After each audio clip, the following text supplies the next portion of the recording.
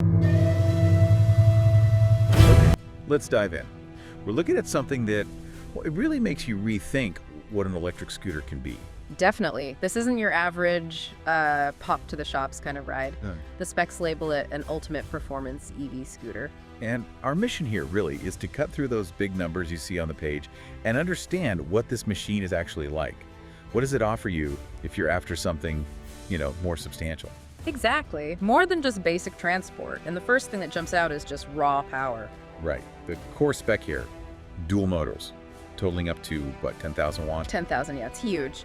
And what that means, practically speaking, is serious speed, potentially up to 100 kilometers an hour, though that depends on load and stuff. Wow. But maybe even more important than just top speed is capability. Think about hills, steep slopes, places where normal scooters just will struggle. Uh-huh. This kind of power, combined with a pretty beefy load capacity, 200 kilos, that's like 440 pounds, means it's built to handle that kind of terrain. It really pushes it towards being an all-terrain vehicle. So it's not just fast, it's strong. Exactly. And to handle all that power without, overheating, it's got a double heat dissipation structure built in. That's pretty vital. Okay, got it. So it has the muscle. But with that much power, does the battery just drain instantly? What's the actual range like on this beast? Yeah, that's the million-dollar question, isn't it? The sources mention a couple of battery options, like a 60-volt 50A or a 72-volt 40A, and they claim a maximum range of up to 120 kilometers. That's around 75 miles. Now, that's likely under ideal conditions, single motor drive, maybe. Still, 120 kilometers is that's significant. Not just a commute, that's like a day trip. Absolutely. It opens up way more possibilities than just getting to work. Weekend exploring, longer rides without constantly worrying about finding a plug. Charging time is listed as 6 to 10 hours, so pretty standard overnight charge. So power, check. Range, check. Right. But if you are taking it on rougher ground, is it going to shake your fillings out? What about comfort and durability? Good point. Comfort and handling are key if it's truly all-terrain capable. It comes with 13-inch tires, which are described as suitable for both city and off-road. That's a good sign. Okay. And crucially, for the ride quality, it has double-tube hydraulic shock absorbers. These aren't just basic springs. Hydraulic damping really helps soak up the bumps and keep things smoother, especially on uneven surfaces. Hydraulics, yeah, that makes a difference. Definitely. And the build itself is described as a sturdy, all-aluminum alloy body. It's meant to be wear-resistant and handle the stresses of, well, an adult rider potentially pushing it hard. Sounds pretty solid.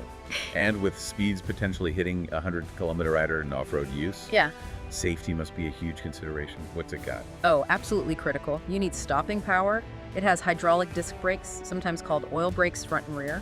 Hydraulics give you much more reliable and controllable stopping power than basic mechanical brakes, essential at those speeds. Makes sense. What else? Lights. Yeah, visibility seems well covered. It's got 4 quite powerful U7 LED headlights, plus dynamic turn signals, the kind that sweep, makes intentions clearer. Oh, cool. And even some acrylic mood lights with a remote for extra visibility or just a bit of style, I guess. Plus the standard stuff. An LCD display showing your speed, battery, mileage, and importantly, 3 different motion modes so you can kind of tailor the power delivery. Okay, so powerful, tough, decent range, seems safe.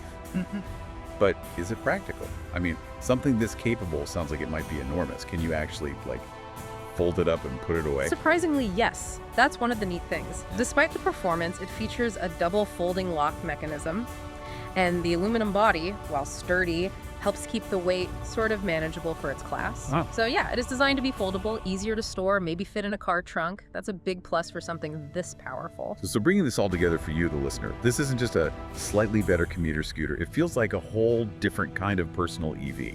It really does bridge a gap, doesn't it? It blends that high-end performance, the massive motors, the serious suspension, the rugged build with features you need for everyday use, like the lights, the display, and the fact that it folds. Right. It seems aimed squarely at an adult rider who wants, well, power and flexibility, someone whose commute might be demanding, or who wants a single vehicle that can handle the city grind and some weekend off-road fun. So I guess the final thought is, when you see a scooter like this, packing 10,000 watts hydraulic suspension, but also a folding design and decent lights, how does that change how we think about what these personal electric vehicles can do? Where can they really take us? Something to mull over.